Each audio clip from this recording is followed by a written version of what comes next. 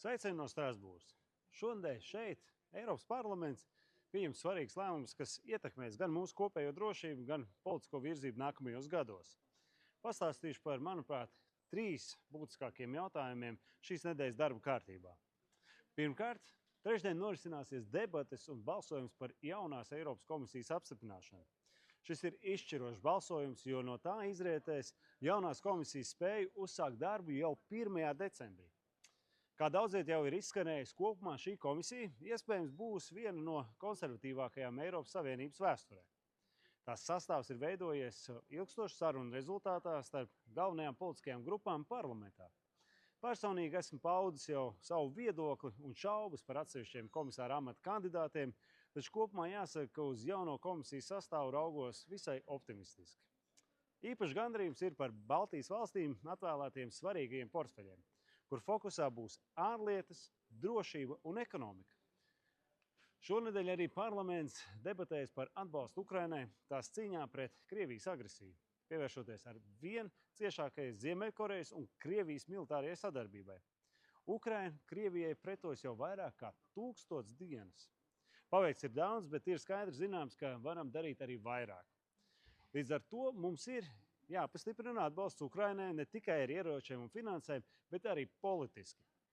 Jāsūt skaidrs signāls, ka Eiropa nav sašķelta un ka Ukrainas uzvara ir mūsu prioritāte.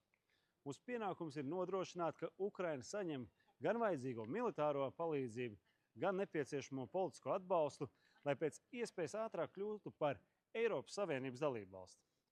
Vēl īpaši nozīmīga tēma ir Baltijas jūras kritiskās infrastruktūras drošība, kas kā īpaši svarīgi izgaismojas pēc nesenajiem 2 zemūdens sakaru kabeļu bojājumiem Baltijas jūrā. Pēc jautājuma pieteikšanas pagājušajā nedēļā un Eiropas konservatīvo grupas uzstājības izdevās panākt, ka tēma tiek iekļauta šīs plenārsēdes darba kārtībā. Daudziem iespējams infrastruktūra, kabeļi, cauruļvadu un datu pārraides līnijas šķiet tālu un tehniska tēma, bet tā nav.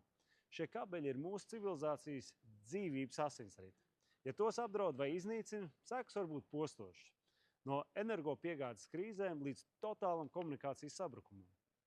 Pēdējā laikā esam novērojuši vairākus mēģinājumus šos kabeļus bojāt, gan no hibrīdiem draudiem, gan no ļaunprātīgas iejaukšanās. Tas nav nejauši. Krievija un tās sabiedrotie apzināti izmanto šos uzbrukumus, lai sētu haosu un radītu nedrošību mūsu reģionā. Šie uzbrukumi ir mūsu laika barbarisms. Mērķtiecīgi vērst uzbrukumi pret to, kas veido mūsu sabiedrības pamatus. Eiropai ir jāatbild stingri. Mums nepieciešama tūlītēja rīcība, nevis aizraušanās ar plānošanas dokumentiem un to apspriešanu.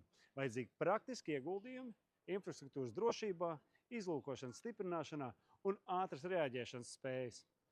Tāpat mums jānovāk skaidra sarkanā līnija un jāpasaka, tie, kas uzbruk mūsu infrastruktūrai, var rēķināties ar tūlītējām sakām. Paldies, ka interesējāties un sekojat līdzi. Par aktualitātēm Strasbūrā tad jau plašāk ziņošu pēc darba cēliena beigām šīs nedēļas izskaņā. Uz tikšanos!